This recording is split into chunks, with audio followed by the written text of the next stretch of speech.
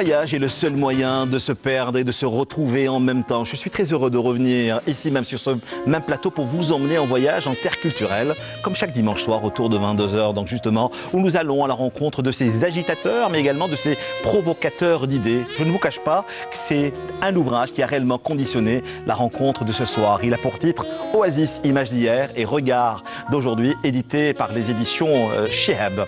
Donc partir en voyage, c'est une passion que nous venons partager avec vous, comme tous les dimanches soirs, à travers vos questions, vos réactions et vos suggestions sur, bien sûr, notre adresse mail, cultureclub@entv.dz, mais également sur les réseaux sociaux, dont Facebook, Canal Algérie. Et pour la rencontre de ce soir, pour cette autre vol de nuit qui va vous emmener vers des milliers de kilomètres, vers des régions presque insoupçonnées, nous avons invité sur notre plateau Lazari Lapter. Bonsoir. Bonsoir Karim. Merci d'accepter notre invitation, Lazari Lapter. Dois-je rappeler à nos téléspectateurs que vous êtes pluriel, vous êtes journaliste, vous êtes poète, vous avez été éditeur, vous êtes également romancier. On vous doit beaucoup d'ouvrages, on va citer quelques-uns. Essentiel désir, Diwan al-Ishq wal Ghazal. Il y a eu également Hizia, princesse d'amour des Ibans, mais on n'oubliera jamais bien sûr votre ouvrage qui lutte contre cette amnésie ambiante, qui a pour titre Les journalistes algériens assassinés dans les années 90. Mais vous avez également coordonné ce bel ouvrage que j'ai entre les mains, Oasis, images d'hier, regards d'aujourd'hui. Merci d'être avec nous ce soir, d'avoir essayé de faire une halte sur notre plateau. Voyage, cette fois-ci, cela va nous conduire à scruter, mais surtout à écouter, à décrypter le discours de notre deuxième invitée. Elle n'est autre que Oum El Fellag. Bonsoir. Bonsoir. Merci d'accepter notre invitation. C'est un peu votre baptême de feu ce soir. Oui, votre première exactement. télévision. Oui, absolument. Vous êtes poétesse, vous êtes une militante, une activiste culturelle, en particulier dans les régions, je le rappelle, de la Rouate, une région qui n'est pas réellement, comment dire, c'est pas la grande inconnue pour Lazari Lapter. Parce non, pas du tout. Il en a commis des ouvrages concernant cette région, une véritable femme, cela dit en passant, à laquelle vous avez voué votre amour, votre vie, la Rouate encore une fois, sur laquelle nous reviendrons un peu plus tard. Vous avez organisé il n'y a pas longtemps les rencontres littéraires au musée de la Rouate, mais également les rencontres autour de la poésie féminine. Oui, voilà, un événement annuel, oui. Exactement ça. Est-ce qu'on ne serait pas dans une forme d'enfermement quand on parle de littérature ou de poésie au féminin? Nous allons en parler, ne vous en faites pas, tout au long de l'émission de ce soir. Troisième invité, donc aujourd'hui, n'est autre que Abdelrahman Jelfaoui. Bonsoir. Bonsoir. Alors, vous aussi, vous êtes pluriel, poète, journaliste, réalisateur. Vous étiez sur ce même plateau pour nous parler de ces poètes du désert, avec la Fondation Poètes du désert, bien sûr, il y a quelques années. Oui. Voilà, et puis il y a également eu La mer vineuse, disait l'aveugle. Vous êtes un véritable Homère des temps modernes. Non, c'est lui, Homère. Oui, exactement. Il y a eu également Anna Griki, des mots d'amour et des mots de guerre. Et mais n'oublions pas également Babloued, ville ouverte. Oui. Merci d'être avec nous. Merci à vous. Abdelrahman Jelfaoui. Et puis cet autre agitateur qui me scrute du regard d'une façon assez particulière. Vous saurez pour quelle raison bien avant la fin de l'émission. Lui, c'est Youssef Malahi. Bonsoir. Bonsoir, Karim. Alors, vous êtes poète, romancier, chroniqueur littéraire. Rappelez-vous, Je brûlerai la mer en 2009. L'autre, donc L'ombre assassine la lumière. Et l'ombre assassine la lumière. Oui. Il y a également La Pétaudière, chez Casbah Éditions, si mes souvenirs sont bons. Tout à fait. Mais également Le Funambule aux éditions Apic. Et dans votre écrit, dans cet univers que vous avez commis dans l'ouvrage que nous sommes venus présenter ce soir, c'est un peu, vous, comment dire, on est avec vous dans les mythes fondateurs. Vous nous parlez d'Icare, ce fils de cet architecte qui n'est autre que Dédale. Oui. Les mythes fondateurs, Icare et les régions du Grand Sud. Pourquoi le pourquoi du comment? Eh bien, nous en parlerons tout au long de l'émission de ce soir. D'accord. N'oubliez pas, question-réaction, cultureclub@entv.dz à travers cet ouvrage, Oasis, images d'hier, regards d'aujourd'hui, aux éditions Chihab, à mettre entre toutes les mains. Rebonsoir, Lazari Lapter. Si nous revenions sur ce projet, sur cette idée qui a donné naissance à ce bel ouvrage que j'ai entre les mains. Comment que ça s'est passé? Il y a parfois des ouvrages comme celui-là qui sont simplement le fruit ou le produit de rencontres dues à la fois à des amitiés et parfois au hasard. Ce livre est né simplement du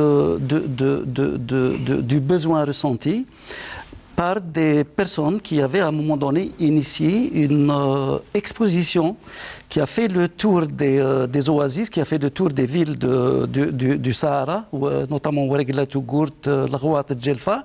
C'est une exposition qui s'appelle il y a 100 ans en Algérie et qui était une exposition photo, de vieilles photos qui datent de la fin du 19e, début 20e siècle. Organisée, faut-il le dire, par le Centre culturel et de documentation de Ghardaya. Saharienne, oui, voilà, de Ghardaya, et qui a fini d'ailleurs à Alger en novembre 2017. Tout à fait. Au Bastion 23, donc au Palais des Raïs, et qui a eu énormément de succès. C'est une exposition qui était dans cette forme de nomadisme. Elle a été un peu partout, Laghouat, Adrar, Timimoun, Alger. Tout à fait. Pratiquement toutes les oasis, et a fini à Alger. Et c'est dans le sillage de cette exposition que l'idée est de faire cet ouvrage.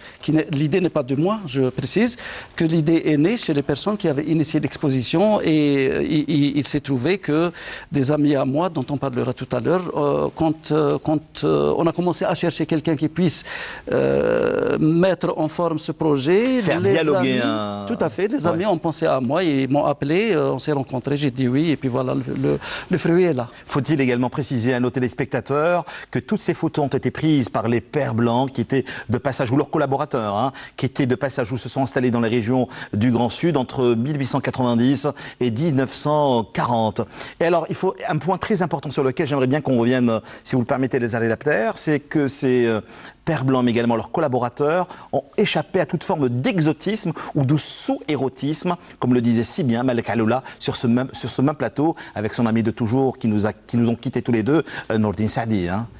Échapper à l'exotisme et au sous-exotisme. Ça a été pour vous un point très important, me disiez-vous, pour la réalisation et l'édition de certaines photos, pas moins de 6500, vous en avez choisi une centaine maximum. Plus exactement 200, un peu plus de 200 photos sur les 6500 qui ont été numérisées et traitées sur un ensemble qui constitue un véritable trésor, sur un ensemble de photos qui compte 30 000 documents, 30 000 photos, qui restent encore à travailler et peut-être qui seront aussi pour certains l'objet d'autres livres. Pour moi, ça a été capital, le fait que ces photos me parlent. D'ailleurs, elles ont parlé aux auteurs, et on a avec nous trois, elles leur ont parlé. Ces photos ne pouvaient pas nous concerner puisqu'ils parlent de nous. Je le dis dans la préface, je dis, ces photos, c'est nous. C'est notre pays, c'est nos vies. Des photos qui nous renseignent sur un siècle d'histoire. Absolument. Ce sont non seulement des documents très précieux, mais c'est un regard qui porte sur des moments précis, j'allais dire, de l'histoire de notre pays. Et ce que je trouve admirable chez les personnes du centre de Ghardaya, c'est qu'ils ont décidé de manière tout à fait spontanée, en toute conscience, de restituer, de donner, ils le disent d'ailleurs, de restituer ce trésor aux Algériennes et aux Algériens parce qu'il leur appartient. Et aujourd'hui, toutes ces photos sont disponibles pour les chercheurs, pour tout le monde. Quand je parle des photos, ce n'est pas celles qui sont dans le livre seulement. Je parle évidemment des 6500 photos. On a eu le plaisir de les voir à travers cette série d'expositions sur l'ensemble du territoire national dont vous parliez il y a seulement quelques minutes. Absolument. Donc on est tout à fait loin et très loin. Je le dis dans l'introduction à la préface, de ces images et de ces cartes postales qui sont profusion sur le net, on peut les trouver juste en tapant, et qu'on appelle en général scènes et types, où on voit le regard très exotique porté par exemple sur la femme kabyle qui porte sur la cruche. Attendez, je vais vous citer, vous écrivez à la page 6. Oui. Certains diront qu'en dépit de leur valeur intrinsèque de documents historiques, elles ne sont pas complètement dénuées d'arrière-pensée ethnographique. Soit, mais on est loin de ce cas d'espèce de mièvre, scène de type de carte postale de la belle Fatma, de la mauresque, de la jeune fille kabyle parée de ses bijoux ou des nailillettes fantasmées, dénudées, photographiées et diffusées en milliers d'exemplaires pour être livrées au regard concupissant d'hommes en mal d'exotisme, mises à nu par Malek Aloula qui qualifiait à juste titre de sous-érotisme ces images dans son ouvrage Le harem colonial. C'est exactement ça et vous le dites mieux que moi. Ouais, parce que vous l'avez écrit. Hein. Alors, donc, Cantique saharien et chant oasien, je le rappelle, c'est la rencontre, du moins c'est l'ouvrage qui a conditionné la rencontre de ce soir Oasis, Images d'hier, Regard d'aujourd'hui, paru aux éditions Shihab, en vente libre chez les bons libraires. Parlez-moi de ces 10 auteurs que vous avez choisis pour justement nous livrer leur rapport au désert. J'ai comme l'impression qu'il y a eu un choix qui s'est presque imposé. La plupart sont poètes, hein, les Lapter. La plupart. Oui, il faudra qu'on les cite, hein, bien sûr. Et pour qu'ils ne nous reprochent pas oui, Amal El-Mahdi, Jamal Mati, Keltoum Stali, Abdelrahman Jelfaoui, Samira Bendris, Selma Gettaf, Youssef Marahik qui est là bien sûr, vous-même, Oumel Khirfela qui est également avec nous, Aïcha Bouabassi et Qaddour Bouzidi. Voilà, ils sont exactement 11 femmes et hommes. Évidemment, tout choix, c'est comme dans les anthologies, hein, quand on fait des anthologies de la poésie ou de texte. Ouais. Les choix sont toujours subjectifs. Il y a une part de subjectivité. Quand j'ai commencé à penser aux auteurs qui pourraient éventuellement accompagner ces photos, parce que c'est de ça qu'il s'agit, c'est d'accompagner les photos, pas d'écrire sur les photos, pas de commenter les photos, mais de dire que m'inspirent ces photos et le texte serait un complément. Mais tous ces auteurs ont un rapport très évidemment avec le désert. Et évidemment, quand je dis le choix subjectif, oui, évidemment, c'est toujours subjectif, mais il y en a tellement d'autres, hein, on aurait pu agrandir la liste. Mais ceux-là sont là. En plus de mon appréciation, disons, pour ces auteurs, mon amitié pour eux, parce que j'aime ce qu'ils font, leur recherche, leur écriture, etc., évidemment, il y a une donnée fondamentale, c'est que des gens qui ont, quelque part, un rapport avec la poésie, avec la photographie et avec le désert. Et le choix a été déterminant. Abdelrahman Jelfaoui, il est photographe lui-même, tu l'as cité tout à l'heure, en disant, par exemple, qu'il a travaillé sur les fondations du désert, évidemment. Il y a quelques années de cela. Moul Khairfellag, elle est du désert, c'est une femme du désert, elle habite la Guadeloupe, mais elle connaît très bien les histoires des Qusr, elle fait de la photo elle-même, elle est poétesse, donc elle est très proche, elle est sensible à ce genre de choses. Aïcha Bouabassi, elle est de Saïda, et ainsi de suite. Je peux multiplier les exemples. Une poésie qui parle à Youssef Marahi. Hein. Tout à fait, également, bien sûr. Je suis du désert de la montagne. Voilà. Tant qu'on n'est pas dans le désert culturel, c'est déjà pas mal. Je suis du désert de la montagne.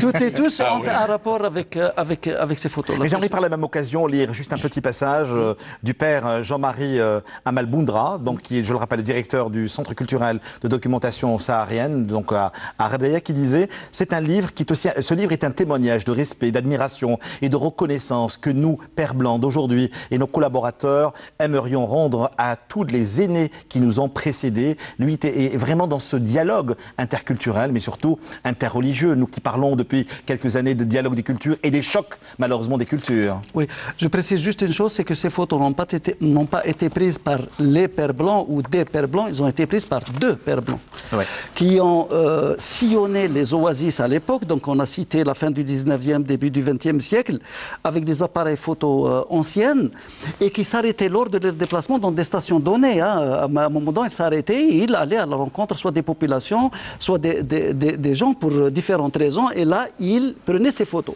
Je précise encore que ces photos, c'est ça ce qui est extraordinaire dans cette histoire. C'est que ces photos, c'est pas de l'argentique. Hein. Tu me corriges, Abraham, si je fais des plaques. Ce sont des plaques de verre.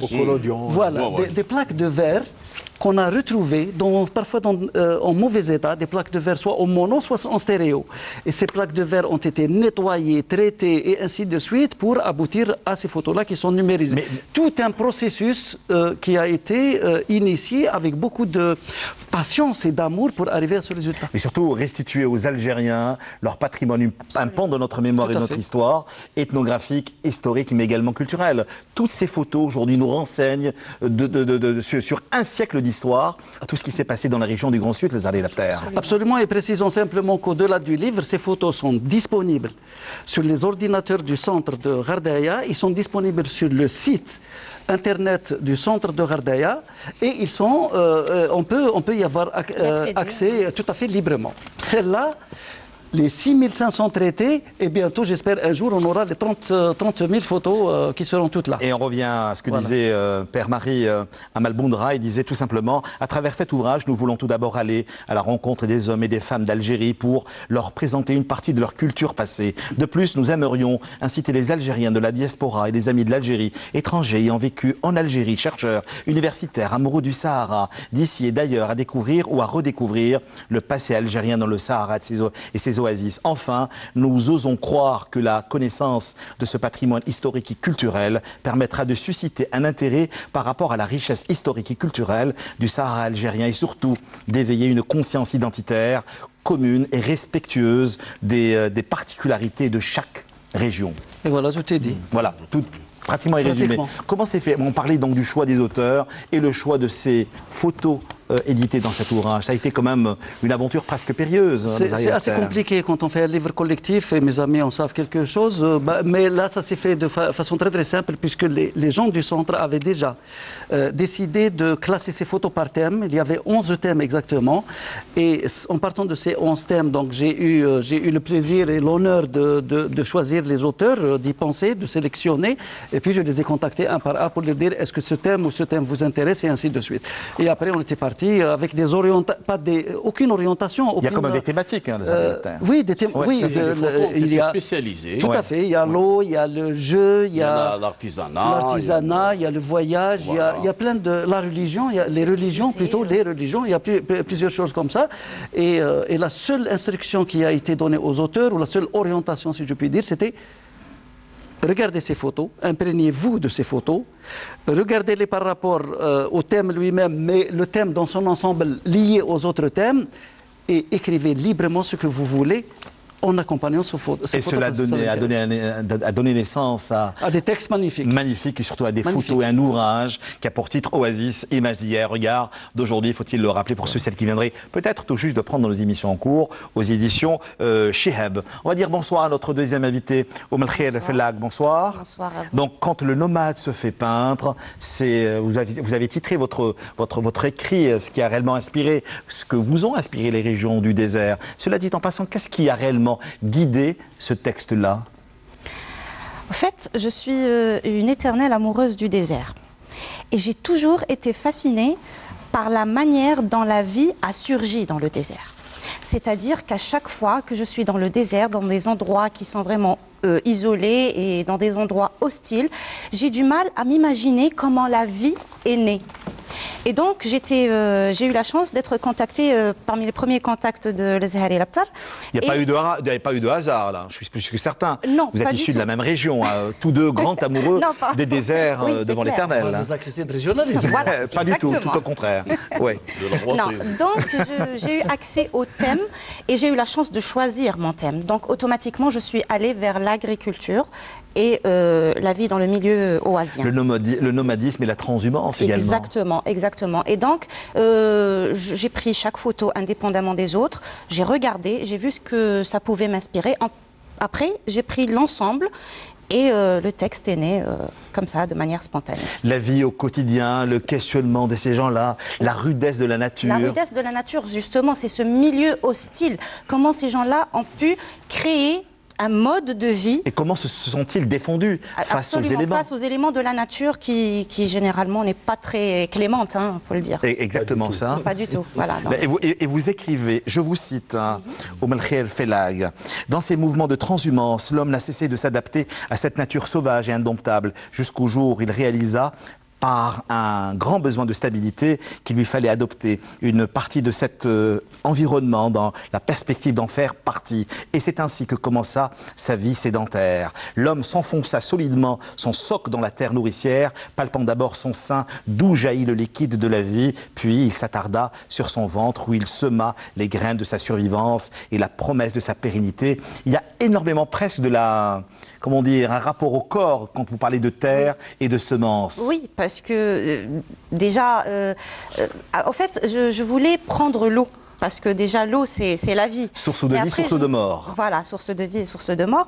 Donc après, je me suis dit, allez, non, je vais prendre l'agriculture. Comme ça, c'est fait, c'est déjà né, la vie est déjà là. Et on va pouvoir en parler. Oui, il y a un rapport vraiment très étroit entre cette manière de créer la vie de rien, en fait. Parce que vraiment, il faut beaucoup de courage. Moi, j'admire beaucoup ces gens qui... j'ai eu la chance de rencontrer beaucoup de gens qui vivent dans des contrées, mais vraiment isolées. Et je vous jure que respect. C'est vraiment pour pouvoir s'adapter à des milieux comme ça, moi ça m'a fascinée. Vous savez ce qui m'a le plus parlé dans votre texte et dans votre approche, c'est la générosité et l'humanité dans votre texte. C'est ce qui se dégage en premier lieu. Oui, forcément. Ouais. Bah oui, dans des milieux comme ça, on ne peut être qu'humanitaire, humaniste, parce que c'est un brin de vie, c'est tellement sensible, c'est tellement fragile. Voilà, qu'il faut s'entraider, qu'il faut une certaine solidarité, un certain humanisme pour pouvoir justement préserver tout cela. Pourquoi n'avoir pas transmis ou approché la poésie dans votre texte? Du moins, comment dire, vous ne nous avez pas livré un texte poétique. Vous étiez dans une autre vision, je crois que j'étais dans une autre perspective, dans une autre optique. J'ai essayé de trouver cette poétique, mais je crois que ma poétique, elle est surtout dans ce côté humaniste, humain. Voilà, non, mais on la ressentirait presque quand vous écrivez « Le nomade d'hier se fit peindre devant une toile vierge et dessina le paysage qui lui était possible d'imaginer, mêlant les brins de la terre au vert dont il cultiva les nuances et enrichit le pigment, au prix d'énormes efforts, d'une patience sans limite, tout de fruits d'un savoir-faire ancestral, où la tradition se mêle aux joies du partage et de la solidarité, naquit un chef-d'œuvre du vivre ensemble nommé Oasis ». Voilà. Donc moi, c'était surtout le corps à corps avec cette nature. Oui. Ma poétique, elle était là. Je ne sais pas si elle est perceptible par tout un chacun, mais c'est surtout ça, c'est ce rapport de force et de tendresse en même temps.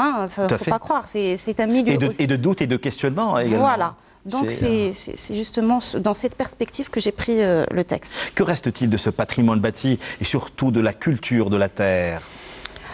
Bah, je crois qu'aujourd'hui, on est en train de revenir justement vers ces valeurs ancestrales. Oui, voilà. Donc c'est bien qu'il y ait une certaine conscience qui commence à naître pour pouvoir revenir, parce qu'il y a un moment, ça c'est vraiment, comment dire, c'est-à-dire qu'on l'a délaissé pour un nouveau mode de vie, de nouvelles technologies, de nouvelles manières de faire, un nouveau savoir. Mais je crois que là, les gens ont pris conscience que vraiment, ce qui a vraiment de la valeur, c'est de revenir vers Il y a également cette charge émotionnelle que vous nous donnez à lire dans cet ouvrage.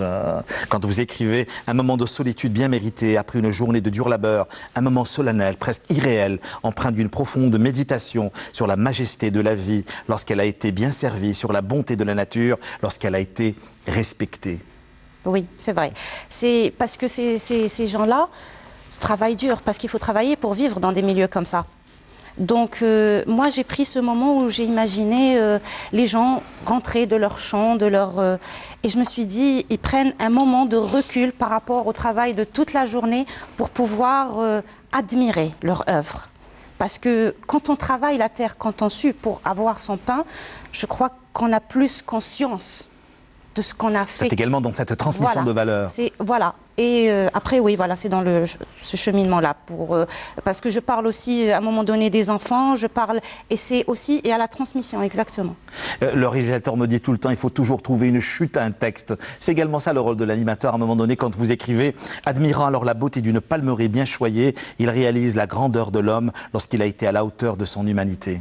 C'est d'une beauté extrême, ça je vous le conseille vivement pour celles qui viendraient tout juste de prendre nos émissions en cours. Oasis, image d'hier, regard d'aujourd'hui, je vous le rappelle encore une fois, édité chez Shihab Éditions et en vente libre chez les bons libraires. Avant d'aborder, n'oubliez pas vos questions et vos réactions sur cultureclub@ntv.dz. Je vais revenir à vous dans quelques instants, mais j'ai juste oublié de faire référence ou de parler justement des textes de Lazari Lapter, et nous jouions à devenir sérieux. Donc justement, et avec vous dans le texte Lazari Lapter, vous nous entraînez à entrer, ou vous nous invitez du moins à entrer dans la danse. On vit avec vous la fantasia, les jeux, et on sentirait presque l'odeur du barod. Ça a été ça votre approche concernant donc justement certaines régions du Grand Sud. Oui, là je me suis fait plaisir en choisissant le thème du jeu que j'avais déjà abordé dans la cuillère et autres petits riens. Tout à fait. Mais une forme de dialogue ou de résonance. Ouais. Et là j'ai poussé plus loin en essayant de revenir à ces jeux qui nous occupaient quand on était enfant et adolescent, et ces jeux soit qui existaient depuis toujours. J'évoque certains, par exemple SIG, etc. C'est des jeux millénaires, c'est des jeux centenaires, et des jeux qu'on fabriquait nous-mêmes. Je parle du roulement, par exemple, Famon Rorma avec je parle de la bicyclette qu'on fabriquait avec le fil de fer. On a tous connu ces... Voilà. Donc oui, je me suis... Des noyaux. Tout à fait. Voilà, exactement. Et je me suis fait plaisir en écrivant ce texte. Et nous jouions à devenir sérieux, parce que il ne faut pas oublier qu'on est dans le contexte de la colonisation. Tout à fait. Je ne parle pas des photos, je parle de nous. Quand je parle de ces jeux, on est dans les années 50. Non, mais vous avez planté le décor, en disant au-delà des mains tendues qui palpitent comme les ailes d'une colombe, au-delà des pieds nus qui semblent glisser sur le sable à chaque mouvement de la danse, sous le regard admiratif ou dubitatif des hommes et des femmes, l'air grave du visage des jeunes filles et des femmes qui dansent, exprime-t-il la dureté des conditions de vie que pour un moment semble adoucir ces chorégraphies originelles et ou bien une joie intérieure retenue, qui ne demande qu'à éclater comme un coup de mousqueron lors d'une fantasia. Oui, et là je suis complètement dans la logique de Mulher, parce que quand on fait fi de l'image exotique des ségias, de l'oasis, la vie elle est très très dure. Et regardez ces femmes en train de suspendre des cordes entre deux palmiers, en train de les utiliser pour pouvoir jouer, ou ces enfants qui jouent à la pelote. Il n'y avait pas de ballon à l'époque, on fabriquait les ballons, ça s'appelle blota, une pelote en fait, etc. Tout ça, ce sont des choses. Mais ces gamins, ces femmes, moi-même, nous jouions, quand j'écris comme titre, nous jouions à devenir sérieux. Il y a une arrière-pensée dans mon esprit, c'est par rapport au contexte de l'époque, nous jouions à devenir sérieux. À la fin, je chute en disant, nous jouions, mais nous nous préparions à changer les règles du jeu. Les règles du jeu qui nous étaient imposées. Mais là, c'est un clin d'œil par rapport à la situation. Toujours actuel. Toujours actuel, parce qu'à un moment donné, vous écrivez « Jouer et festoyer pour oublier la faim qui tenaille. Jouer pour oublier l'eau saumâtre ou salée des guiltailles, des ségias. Jouer pour oublier le froid glacial des nuits d'hiver et la chaleur torride des étés. Jouer pour oublier les maladies, la gale et le trachome, les invasions de sauterelles qui ravagent le ver des oasis. Jouer pour oublier le vent de sable, les scorpions et les vipères, jouer pour oublier l'ennui qui fait le fond de la vie, qui a inventé les jeux, les distractions, les romans et l'amour, comme le dit si joliment cet auteur, ce philosophe espagnol. Donc, qui a dit que jouer n'était pas sérieux? Grand point d'interrogation. En jouant, on devient sérieux, ou on devenait sérieux. En jouant, on prenait conscience d'une situation imposée par d'autres joueurs qui attendent de changer les règles du jeu établies par ces derniers. Voilà, tu l'as très bien dit. Ouais. Encore une fois. Voilà, donc c'est les jeux de l'enfance, encore une fois. C'est pour ça que je vous parlais d'une forme de résonance entre la cuillère et autre petit rien et ce rapport à votre Madeleine de Proust, ces jeux. En fait, on écrit toujours, mes amis qui sont écrivains, les trois le savent, on écrit toujours les mêmes histoires. Hein. C'est celles qui nous ont marquées. Vous allez retrouver un certain nombre de ces thèmes dans Vous me rappelez, Rachid Boujedra, cet escargot entêté qui me disait sur ce même plateau, on écrit toujours le même roman. C'est le même roman, vous allez retrouver un certain nombre d'une manière différente. D'une manière différente. Là, il se défend, Youssef Malahi. Non, d'une manière différente. C'est pour compléter ce que vient de dire le Zahari Leptar, en effet, le même mot, la même idée, elle est reprise par nous quatre, mais chacun à sa manière, en fonction de la sensibilité, en fonction de l'empathie qu'on pourrait avoir pour le thème. Et c'est pour ça, du fait que, quand le Zahari nous a proposé de choisir les thèmes, chacun a choisi un thème par empathie, par passion, par amour au thème en lui-même. Personnellement, quand j'ai vu les photos, je me suis dit, moi je prends l'artisanat. Parce que je viens d'une région où l'artisanat, j'allais dire, est roi. Où l'artisanat... Même si certaines traditions ont malheureusement disparu. Oui, mais justement, j'allais dire ça. Où l'artisanat, malheureusement, s'est égaré quelque part. On a remplacé l'argile par le plastique, n'est-ce pas? Et où maintenant, on revient un peu au sens premier de la gestuelle humaine, notamment, principalement chez nous, mais également, j'allais dire, dans toutes les régions d'Algérie, parce que j'ai tourné un peu en Algérie, j'ai vu ça de mes propres yeux. Vous êtes fidèle à vos infidélités, Youssef Malahi. En quelque sorte, vous avez souvent trompé Oran avec Alger avec les régions du Grand Sud aujourd'hui. Oui, j'interchange les villes en elles-mêmes parce que je me sens chez moi partout. Quand je parle de Kalama, Guelma actuellement, pour moi c'est Gardaya. Quand je parle de Gardaya, ben, je revois Djelfa, je me sens à Djelfa. Mais c'est comme ça, c'est un peu, comment dirais-je, c'est un peu une maladie du poète, entre guillemets.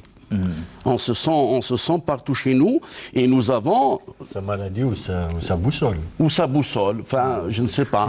Et nous quatre, ou peut-être les 11, je ne sais pas, je connais un grand nombre des auteurs, on a toujours un petit appareil photo dans la poche, pour immortaliser justement Avec le premier regard, dès qu'on rentre dans la ville, ne serait-ce qu'en prenant en photo la plaque signalétique de la Goat, de Saïda ou de Ain Temouchent, etc. C'est pour ça que vous êtes revenu un petit peu à ces mythes fondateurs dans votre texte, je le rappelle, le rêve d'Icare, pour nous entraîner vers la mythologie grecque. Nous parlons bien sûr du fils de Dédale. Mais il y a la mythologie grecque, c'est la mythologie méditerranéenne à laquelle ce pays, à laquelle elle est d'abord fondatrice, ensuite ce sont des mythes qui ont été structurants, qui ont structuré le pourtour méditerranéen. C'est pas exclusif à la Grèce. La cosmogonie de ce pays a participé, nous avons participé en tant qu'Africains du Nord ou Algériens à la mise en place de ces mythes, d'une part. D'autre part, je ne pense pas qu'il puisse y avoir, à moins que ce ne soit une société, comment dirais-je, artificielle, je ne pense pas qu'il puisse y avoir une société qui soit en équilibre et en bon rapport avec elle-même, si elle n'est pas fondée sur des mythes. Vous dites, Icare n'est pas seulement un mythe fondateur, il représente l'exemple même du rêve humain d'aller dans les cieux et moquer l'oiseau. De ce point de vue, la réussite est totale puisqu'au fil des siècles, l'homme a réussi l'impensable, maîtriser les cieux et mieux encore, pousser plus loin dans le cosmos. Pourquoi? Parce que je suis parti de l'idée qu'à un moment donné, c'est ce que disait tout à l'heure disait la rudesse de la vie. C'est plus que ça, c'est l'impossibilité de gérer la nature à un moment donné de l'histoire de ce pays. Ce qui fait qu'il a fallu... C'est pour ça que l'homme, à un moment donné, a singé l'animal. Oui. C'est ce que vous dites entre autres dans le texte. C'est ça le rêve d'Icare. Ouais, Icare, il voulait voler, c'est en voyant l'oiseau voler. L'homme a commencé à chanter, c'est en entendant le chant. Tout vient... Tout provient, tout vient et tout repart vers la nature. En fait, qu'est-ce que l'homme dans son génie, c'est qu'il a utilisé les matériaux qu'il avait à sa disposition, que ce soit dans le désert, que ce soit dans le Grand Nord, que ce soit sur les hauts plateaux. L'homme, l'Algérien, a utilisé les matériaux qu'il avait à sa disposition pour s'habiller, pour s'abriter, pour manger, pour se déplacer et aussi pour se défendre. C'est très important. Mais dans vos textes, il y a également plusieurs approches, Youssef Melahi, du moins, c'est comme ça que je les ai perçues. Il y a une approche existentielle, poétique. Il y a une approche économique. Économique, surtout quand je parle des rapports nature-homme-nature, qui se transforment ensuite vers le rapport homme-nature-homme, parce que l'homme est arrivé à dominer, d'abord à domestiquer, ensuite à dominer la nature. Maintenant, malheureusement, si je parle en tant qu'écologiste, je dirais qu'il est en train de détruire la nature. Et nous la voyons, nous la vivons en ce moment. Je ne parle pas des pays occidentaux. Vous parlez aussi de l'animalité de l'homme. Oui, tout à fait. Tout à fait. C'est pour ça que je constate avec beaucoup de plaisir, principalement chez moi où j'y vis constamment, où je vois les gens repartir vers ces arbres premiers, vers ces cruches, vers ces amphores. Et rendre hommage également à toutes ces vieilles femmes, faut-il le dire, dans d'une très belle région que je conseille à ceux qui nous regardent, c'est Ma'adra, où la poésie, la poterie, que dis-je, oui, c'est une forme également mais il n'y a pas que Ma'adra. Allez-y à Tizi Rached, la vannerie Tizi Rached, allez-y à Benini pour comment dirais-je, pas seulement pour la fabrication des bijoux, aussi la fabrication à l'époque des armes. C'était des virtuoses pour transformer le métal, qu'il soit en argent, qu'il soit en aluminium, qu'il soit en fer, etc. Et on peut pousser... Youssef Melahi, ce sont presque ces mêmes photos que vous avez choisies qui ont guidé votre plume? Absolument. Mais bien sûr, tout en prenant en considération le capital expérience que j'ai moi-même de la vie et du fait que, encore une fois, je suis... Non, vous avez bien fait de me rappeler que vous avez traversé le siècle. Oui, absolument. Ouais, absolument. Et vous écrivez... Donc, écoutez, je viens d'une région où, comme nos frères du Sud, il faut livrer bataille, matin et soir, nuit et jour, pour pouvoir vivre dans ces régions. Survivre. Survivre ou vivre. Parce que pour aller ramasser un sac d'olives en mois de décembre, avec le froid qui existe chez nous en Kabylie, et ce sont les femmes, et je rends hommage à ces femmes-là, qui ont été oubliés dans l'écriture de cette mémoire commune. Absolument. Malheureusement. Absolument, absolument. Et heureusement qu'il y a des femmes qui maintenant écrivent plus nombreuses chaque jour, qui écrivent un peu leur vécu, qui écrivent un peu leur qui témoignent, qui nous livrent encore une fois. Leurs témoignages, leur passion, commune. Leurs amours, leurs perspectives, etc. Leurs désirs et leurs plaisirs aussi. Oui. Quand je parle de passion, on n'en parle pratiquement jamais. Ils n'ont plus honte du rapport au corps. Leur sensibilité. Quand je parle de passion, c'est avec un S, bien sûr, c'est au pluriel. Et sincèrement, c'est avec beaucoup de plaisir que j'ai participé à ce livre. C'est une aventure. D'abord, c'est une aventure. Ouais. Ensuite, je suis moi-même photographe, je suis amateur de photos. Nous sommes 4 ou 5 potes à Tizi Ouzou. Nous avons chez nous des milliers de photos sur Tizi Ouzou anciennes, jusqu'à 62. Et bientôt, nous allons faire la 2e édition. Nous organisons donc une exposition sur les photos Tizi Ouzou par thème, l'habitat, les gens, les écoles, les élèves, les enseignants. Si chaque Algérien nous parlait de sa région, de sa ville... C'est ça l'histoire. C'est également ça. Ce sera une encyclopédie vivante, tout à fait. Incroyable. Tout à fait. Incroyable. Et je voudrais, si tu le permets, Karim, parler d'un professeur d'université chez nous à Tizi Ouzou. Je crois que j'en ai déjà parlé dans une autre émission. C'est le professeur Dahmani Mohamed, qui a fait de sa ville un véritable musée. Il a plus de 50 000 pièces d'al-Fakhar. Toute spécialité, comment dirais-je, toute forme, tout style, tout hila il a un peu comme la photothèque Ardaya. Il a des milliers, je dis bien des milliers de photos, mais aller trouver le créneau, le lien, la personne, l'institution, à même de prendre en charge cette richesse. Ça s'appelle Oasis, image avec un S et regard avec un S également. Image d'hier, regard d'aujourd'hui, je le rappelle encore une fois, c'est paru aux éditions Chihab. Et quand vous parliez donc justement de cette animalité qui nous habite et qui revient encore une fois, vous écrivez, Youssef Melahi, c'est beau un homme portant des rêves d'existence dans ses mains, mais quand ses mains lâchent le rêve et la plume pour s'armer, il n'y a plus aucune différence entre lui et le lion carnassier. L'homme devient lion et le lion devient homme, et toute la poésie du monde ne pourra faire oublier que l'homme n'a plus qu'un seul ennemi, désormais lui-même. Voilà, tout simplement. Mais il y a également une grande poète qui habite vos univers et vous parle. Il s'agit de Aïcha Bouabbassi. Pour quelle raison? D'abord, c'est une amie. Ouais. Je l'ai connue dans les années 70. Comme on a connu un peu tous les poètes qui gravitaient à Alger, autour du Mougar, etc. Il y a un bon paquet, Djaout, Tibouchi, Kamal Benchir, Nasser Khoujal, Zahari, Labter. Enfin, je peux citer des dizaines comme ça. Certains, Rachid Bey. Ouais. Certains ont disparu, d'autres se sont exilés comme Kamal Benchir, Mohamed Younsi s'est exilé au Canada, Djaout a été assassiné, Tibouchi il est perdu dans sa peinture à Paris, etc. Donc Aïcha Bouabbassi faisait partie de ces rares femmes qui à l'époque osaient publiquement déclamer sa poésie, se dire poétesse, et le montrer et le vivre, parce que Aïcha Bouabbassi, c'est une grande passionnée. J'ai énormément de respect pour cette grande dame.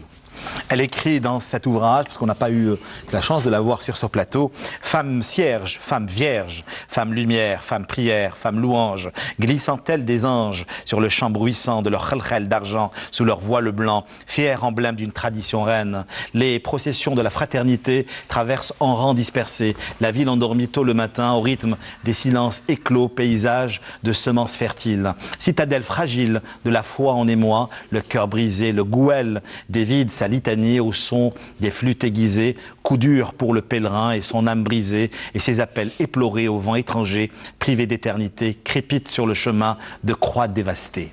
Voilà, c'est une beauté extrême. Je le rappelle encore une fois, Aïcha Bouabbassi. Alors, n'oubliez pas vos questions, vos réactions sur cultureclub@entv.dz. Bonsoir Abdelrahman Jelfaoui. Bonsoir. Dans votre texte et dans vos écrits, j'ai l'impression que vous nous parlez de voyage, on est presque dans le voyage initiatique. On est tout le temps dans le voyage. Dans la vie, c'est un voyage de la naissance à la mort où nous traversons des réalités multiples. Mais ce qui me paraît intéressant, pour revenir à ce livre, très intéressant, il y a énormément de choses qu'il y a à dire. D'ailleurs, nous venons d'en dire beaucoup. La première des choses, c'est que ce sont des photos, comme on l'a dit, de la fin du 19e siècle. Mais il faut rappeler quelque chose. 1890, 1940. Jusqu'à 1914, 1920.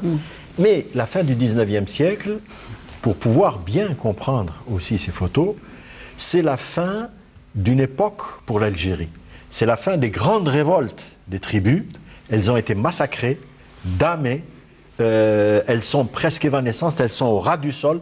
D'ailleurs, les photographes, c'est intéressant, photographient beaucoup les gens au ras du sol. C'est-à-dire ils sont pieds nus, les diligences passent sur de la caillasse. On n'est pas dans nos routes d'aujourd'hui, on n'est pas dans nos trottoirs d'aujourd'hui, on n'est pas dans... C'est-à-dire il faut se rappeler, et pour revenir à ce que disait Oum El-Khair, entre parenthèses, Oum El-Khair, voilà un nom très intéressant qui nous vient aussi de cette culture qu'on est en train de perdre. Oum El-Khair, la mère du bien. Ce sont des noms, des prénoms qui m'a Douja, qui m'a Bahia, qui m'a Asya, Zawaj, Farroja, etc. Je ne sais pas. Je veux dire Khaira, il a Khairé, qui sont des racines. C'est-à-dire on se retient à la terre à travers des noms, à travers des symboles, comme ce dit Car, ou des noms. Et donc la photo nous redonne une ambiance. D'époque. Qui nous permet de mieux comprendre ce que disait par exemple tout à l'heure Oum El-Khair, les gens qui vont se battre ils se battent avec le minimum de moyens. C'est-à-dire c'était une société qui... D'abord ils se battent contre les éléments. Contre les éléments. Mais un siècle auparavant, avant l'entrée des troupes coloniales, c'était depuis des millénaires, c'était des gens qui vivaient dans le désert avec d'autres moyens. Il y a un certain nombre, par exemple, de villages du côté d'Adrar. J'ai oublié le nom de ce village où il y a un musée de l'agriculture qui est pratiquement millénaire. C'est un village religieux. Tamantet Tamantet. Mais là, ce sont des gens qui sont photographiés qui n'ont plus rien. D'ailleurs, dans les photos, il y a des choses... On parlait de valeurs ethnographiques, culturelles et historiques depuis le début de l'émission. Quand on interroge les photos. Mais il y a dans ces photos, il faut aller grossir les photos et voir certaines choses. Par exemple, il y a des photos, il y a une photo d'un mariage à un moment donné.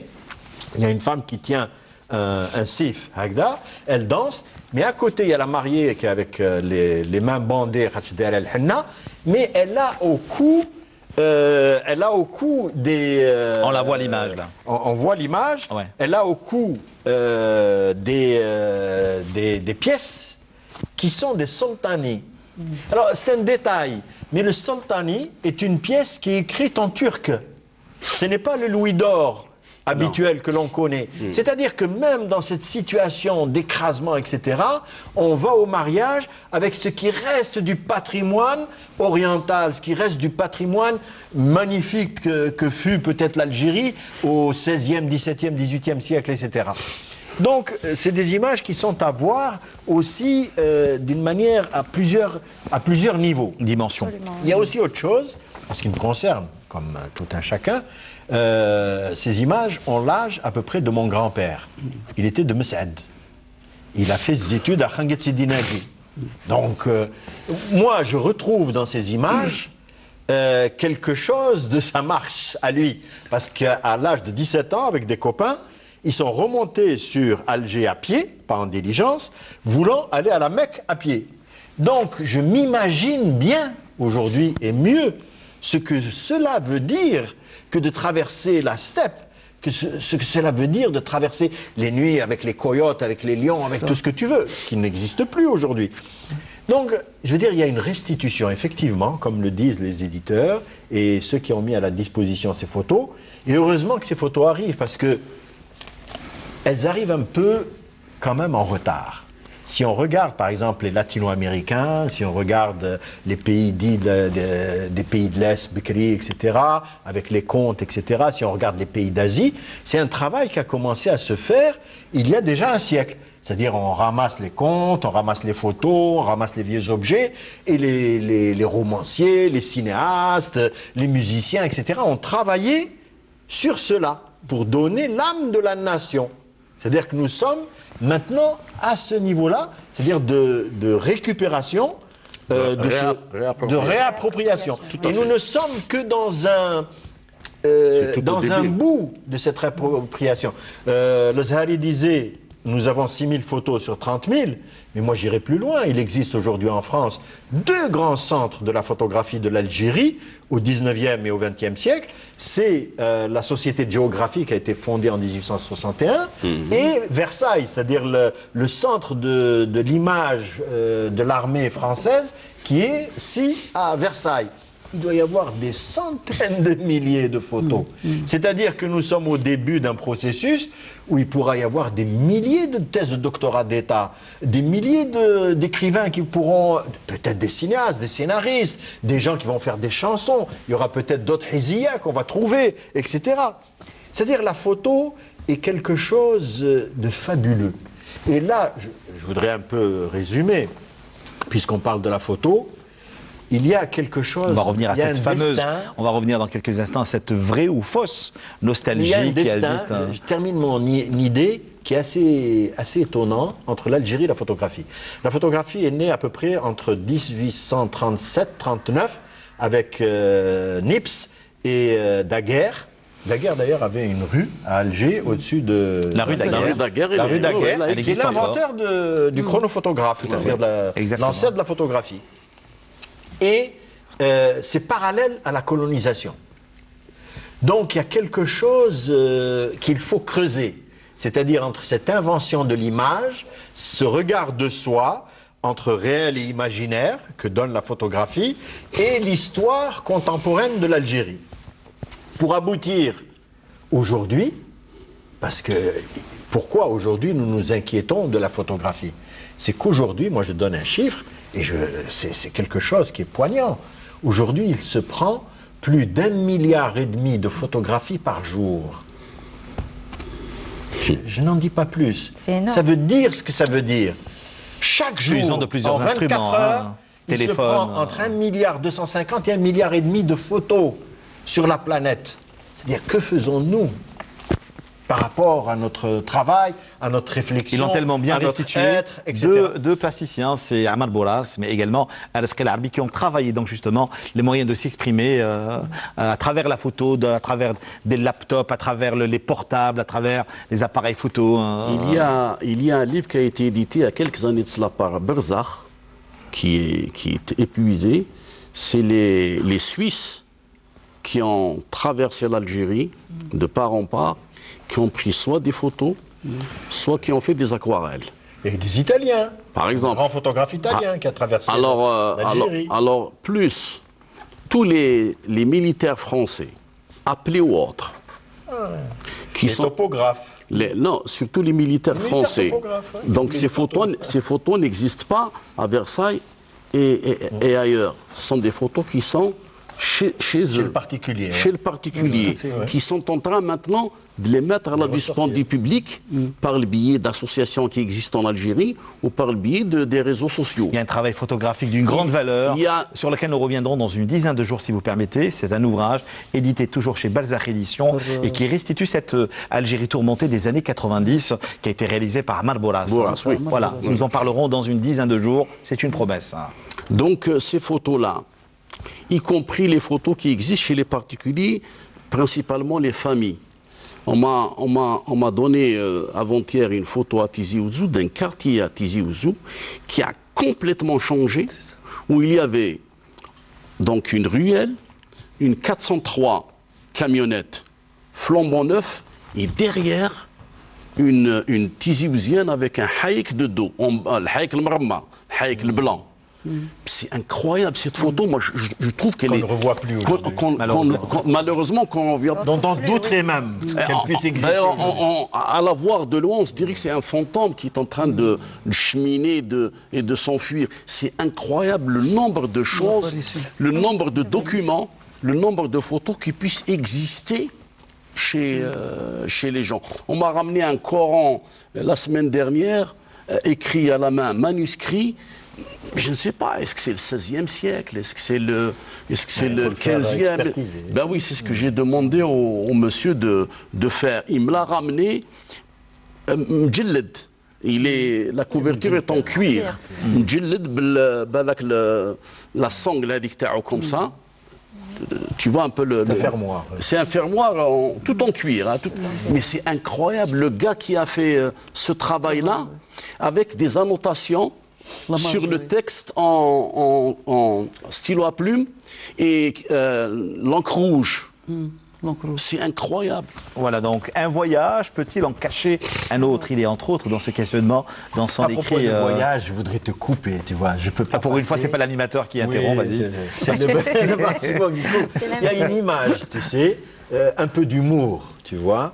Il y a une image qui est extraordinaire dans ce livre. C'est un colonial, au sens classique, avec le casque colonial, etc., avec des élèves qui sont assis dehors, sur un tertre, et il est en train de leur faire une leçon de géographie, donc d'aventure et de voyage. Et qu'est-ce qu'il y a sur la carte de géographie? La France. Alors, t'imagines du côté de Messaed ou là, du côté de je ne sais pas où, quel que soit le coin d'Algérie, les gosses avec leurs chéchia, pieds nus, etc., apeurés, intimidés. يهضروا على بريست ويهضروا على ليل ويهضروا على le canal, etc., etc. C'est en plein dans un paysage qui est un paysage lunaire. C'est un paysage de pierraille. C'est-à-dire qu'un Français regardant cette photo il dit bon, on est sur la Lune. Il fait une leçon de géographie sur la France. Ouais. C'est comme nous, nos ancêtres, les Gaulois. Quand on nous montrait la photo de Vercingétorix, blond, avec son casque ou le garn تاع الواحد. Je me rappelle, c'était la fin des années 50, je me disais, mais j'ai beau voir chez nous, dans mon village, j'ai jamais rencontré un gars comme ça. Mais quand on nous montrait, un résistant algérien, parce qu'il y avait dans ce livre d'histoire Jugurtha, on voyait le Bsahadik, on se disait, tiens, il y a quand même quelque chose qui nous rapproche. Alors, dernière question avant d'aborder les dix encore une coupure. Je ne pourrais pas. Non, il parlait tout à l'heure de ces mythes fondateurs. En dehors du mythe, il y a l'histoire réelle. Au temps de Massinissa, il y avait des cavaliers algériens qui allaient... Numides. Oui, algérien, tu peux dire algérien, pourquoi? Qui allaient participer aux Olympiades en Grèce, à Athènes, et ils revenaient avec des prix. C'est-à-dire que ce n'est pas simplement un mythe fondateur, c'était un croisement réel, c'est-à-dire des gens faisaient 4000 km avec les chevaux barbes de l'époque, revenaient avec des prix, et revenaient en Algérie, c'est-à-dire ils allaient revenir en 3-4 mois, etc. C'est-à-dire que nous étions à l'époque déjà, au-delà de ce 19e siècle, ouverts sur une Méditerranée qui était autre. On faisait partie intégrante de la civilisation humaine, mondiale. Parce qu'à l'époque, le centre du monde, c'était la Méditerranée.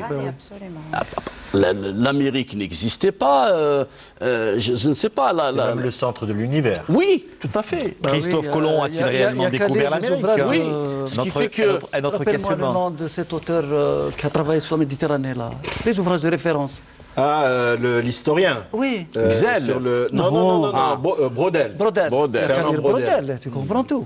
Alors, est-ce cette vraie ou fausse nostalgie qui nous saisit aujourd'hui dans les labyrinthes de nos villes pour vite prendre un jet et gagner via une haute altitude un morceau de désert réel ou de carte postale pour nous y recueillir?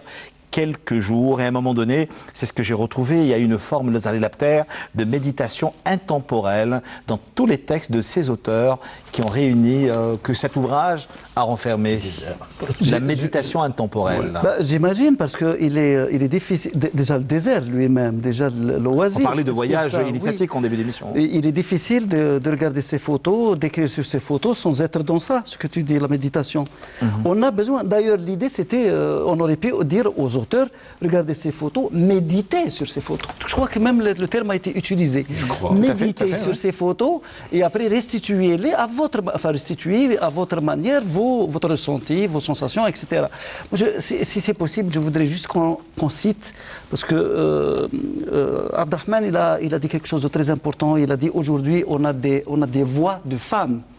On a des femmes qui écrivent et qui s'expriment. Avant il y avait les hommes. Mais là, les femmes font éruption dans tous les domaines et c'est très bien. Il y en a, je crois, 5 ou 6 ici. Je pense qu'il faut les citer, leur nom, parce qu'ils doivent être retenus. Et d'autant plus que l'une d'elles, qui devient une romancière qui monte maintenant, elle est en France, c'est Selma Gattaf qui est de Ouargla et qui est la plus jeune d'entre elles. Ensuite, il cite les hommes. Hein, non, on cite tout le monde.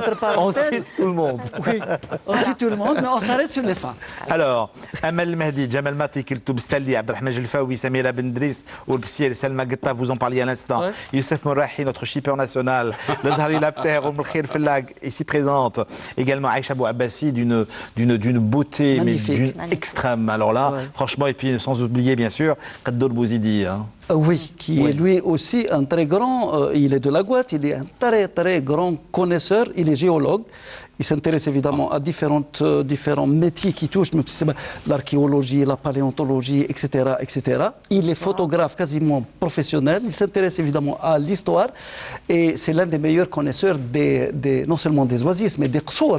Parce qu'actuellement, ce matin, on parlait de la sauvegarde du patrimoine. Il y avait une émission spéciale avec Ouaret, notre ami Ouaret, sur la Casbah. Le même problème est en train de se poser dans tous les qsour.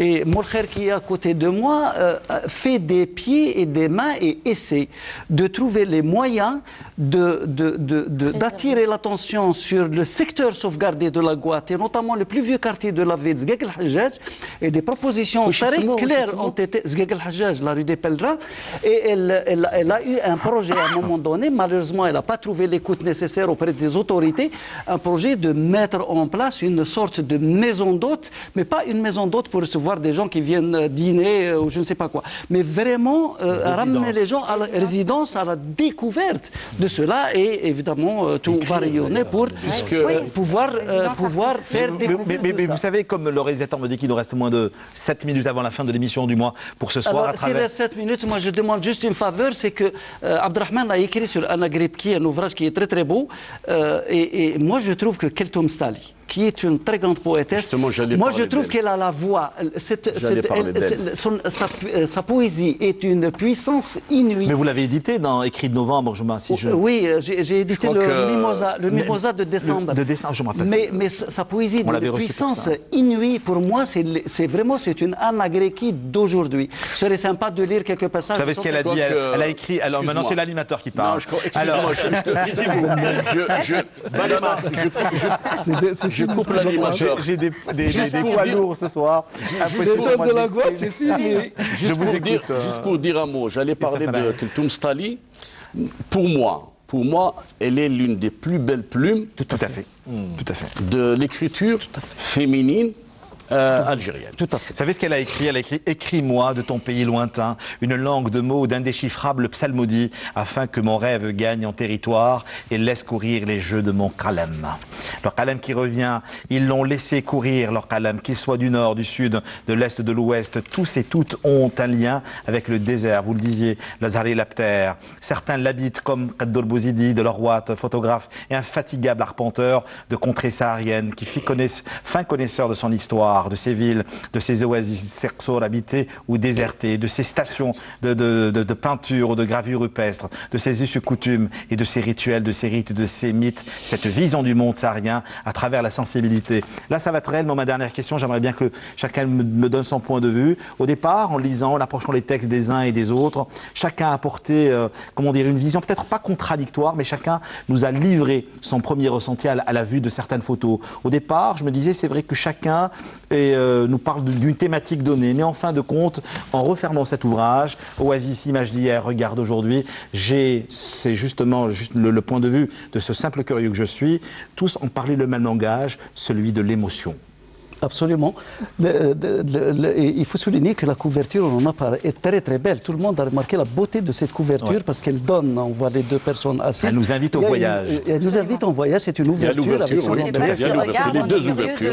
C'est vrai. Oui, je pense que les auteurs ne sont pas consultés entre eux. Hein. Il n'y a aucun contact entre les uns et les autres. J'étais le coordinateur, donc je recevais, je renvoyais, je disais mon avis, etc. Et pour moi, je ne suis pas surpris du tout qu'on retrouve la même émotion qui traverse les textes à travers ces photos. Parce qu'on a dit le fil conducteur ou le conseil, si je puis dire, qui avait été le seul donné aux écrivains, c'est justement de les voir, de méditer, de rentrer dedans. Et je pense qu'on ne pouvait pas rentrer dedans et restituer des textes pareils sans avoir eu un ressenti très très fort. Et il était tout à fait naturel que des gens qui sont des artistes, qui sont des gens très sensibles, qui sont pour beaucoup des poètes, des écrivains et aussi des écorchés vifs, ne pouvaient faire que cela. C'est clair pour moi. Mais je crois qu'il y a un élément aussi. Quand personnellement j'ai lu le livre la première fois qu'il est sorti au SILA, quand il est arrivé au SILA, donc octobre-novembre dernier, je pense qu'habituellement, on prend des photos pour illustrer un texte. Je crois que dans ce livre, ce sont les textes qui ont illustré les photos. Absolument, oui. Parce que la photo, bien sûr, le regard professionnel d'Abderrahmane Djelfaoui, il décortique beaucoup plus qu'un regard, disons, médian, un regard simple d'un profane, n'est-ce pas?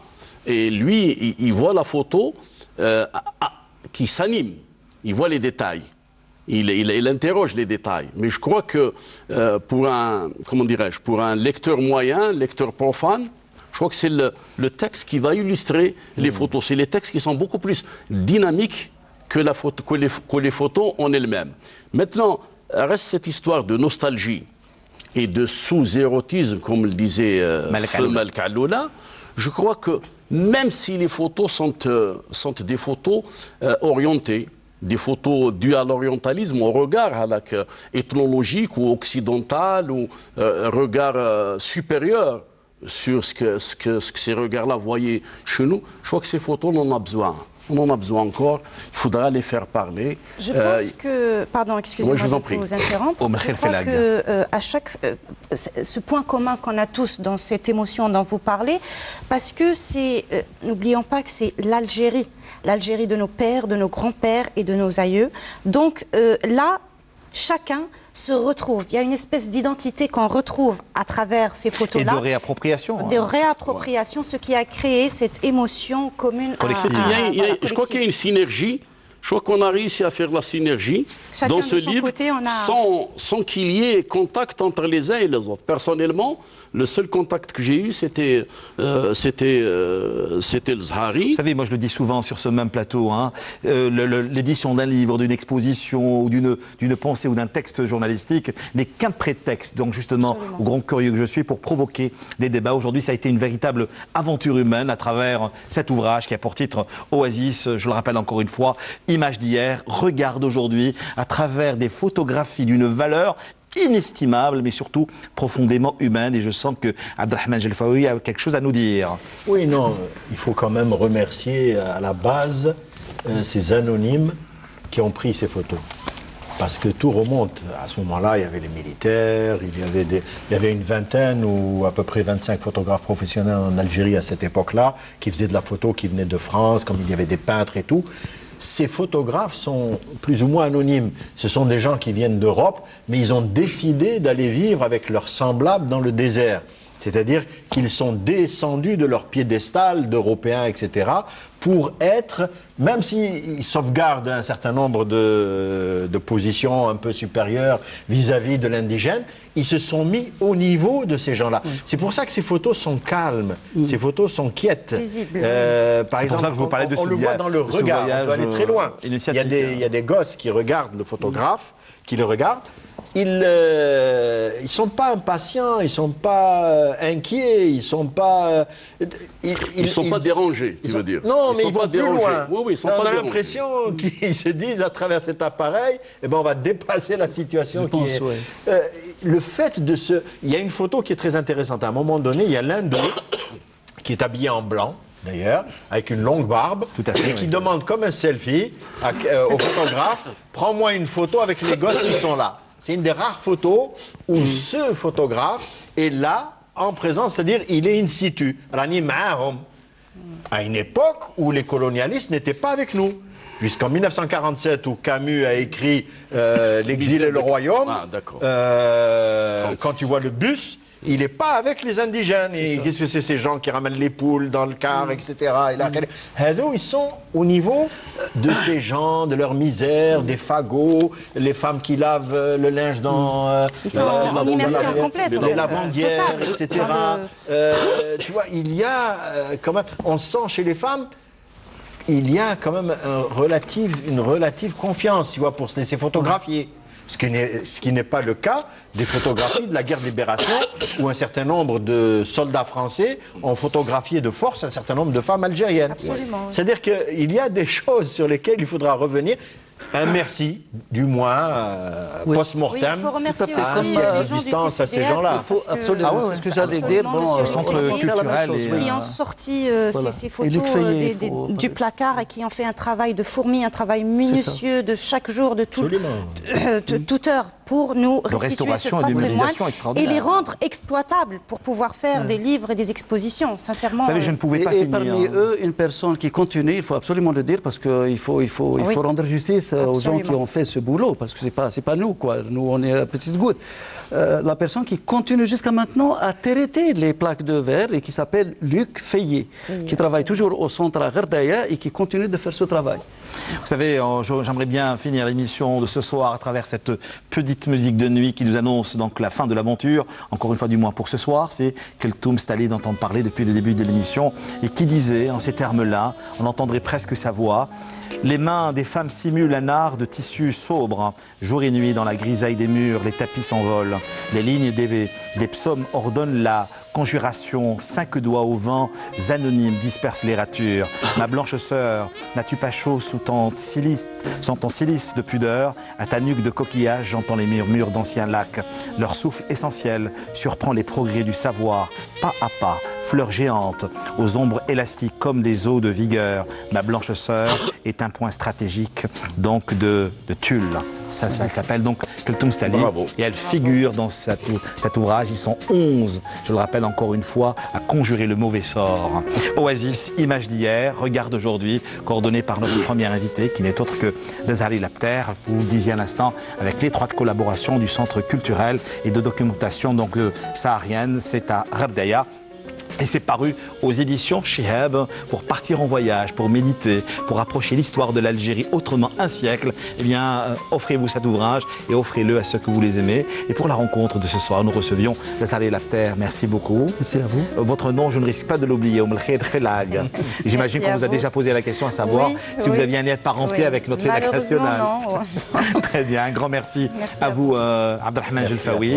Et j'espère vous recevoir très bientôt, cette fois-ci, pour un ouvrage, un autre ouvrage, parce que vous êtes toujours sur un projet quelque part.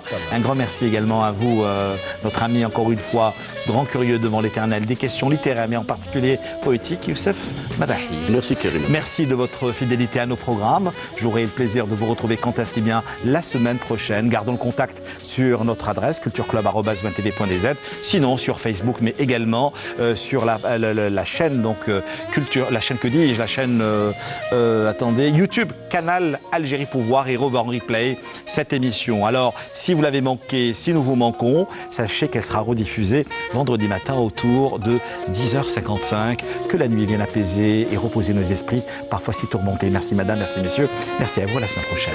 Merci.